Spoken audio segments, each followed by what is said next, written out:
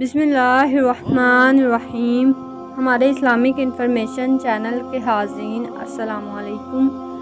आज के अपनी इस वीडियो में मैं आपको बताऊंगी कि हमारे और अल्लाह के दरमियान यानी कि उम्मत मुसलमा और अल्लाह ताला के दरमियान कितने पर्दों का फासला है, और साथ साथ आपको ये भी बताऊंगी कि उम्मत मुसलमा की फजीलत क्या है। एक बार हज़रत मूसा ने अल्लाह ताला से पूछा, या अल्लाह, हम दोनों जब बात करते हैं तो हमारे दरमियान में कितना फ़ासला होता है? तो अल्लाह ताला ने फरमाया कि ए मूसा, हमारे दरमियान 70 पर्दों का फ़ासला होता है। तो हज़रत मूसा ने फरमाया कि या अल्लाह, मुझसे ज़्यादा कोई करीब से आपसे बात करेगा?